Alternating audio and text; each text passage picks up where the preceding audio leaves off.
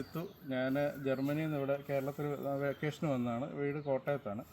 അപ്പം ഇവിടെ അനൂപ് ലേക്ക് view village നമ്മളിങ്ങനെ സെർച്ച് ചെയ്ത് നല്ല റിവ്യൂ ഒക്കെ കണ്ടിട്ട് ബുക്ക് ചെയ്തു.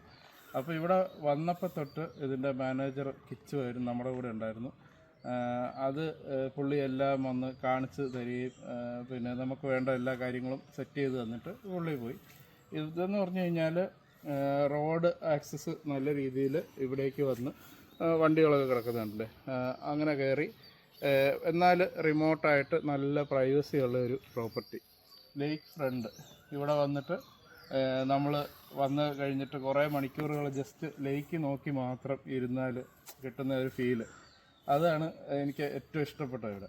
അതായത് അത് കഴിഞ്ഞിട്ട് ഈ കോട്ടേജ് ആണെന്ന് പറഞ്ഞാൽ എല്ലാ സൗകര്യങ്ങളും ഉള്ള 2 ബെഡ്റൂം, അറ്റാച്ച്ഡ് ബാത്റൂം, പിന്നെ AC, അങ്ങനെയുള്ള എല്ലാ ആധുനിക സൗകര്യങ്ങളും ഉണ്ട്.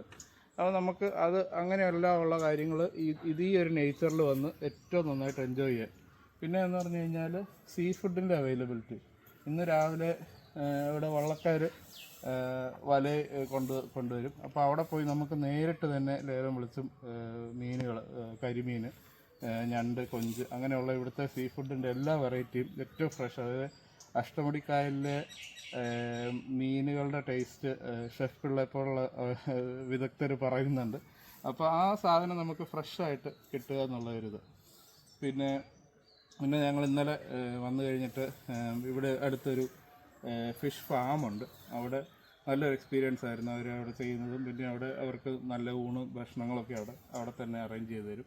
പിന്നെ ബോട്ടിങ്, ഇതുപോലുള്ള ചെറിയ മാംഗ്രോവിൻ്റെ ഒക്കെ ഇടയ്ക്കൂടെ അവർ ബോട്ടിൽ നമ്മളെ കൊണ്ടുവന്നു.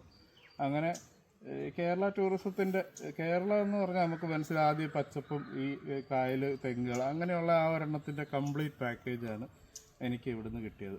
അപ്പം എന്താണ് ഇനിയും വരാൻ വേണ്ടിയിട്ട് ഉറപ്പായിട്ട് ഇനിയും വരും. കാരണം ഇതുപോലുള്ളൊരു ടോട്ടൽ കംപ്ലീറ്റ് എക്സ്പീരിയൻസ് വേറെ എങ്ങനെയും കിട്ടിയിട്ടില്ല. അപ്പം നെക്സ്റ്റ് വെക്കേഷന് ഞങ്ങൾ ഇവിടെ വരും. എന്താണ് അത്രേ ഉള്ളൂ പറയാൻ. നന്ദി, നമസ്കാരം.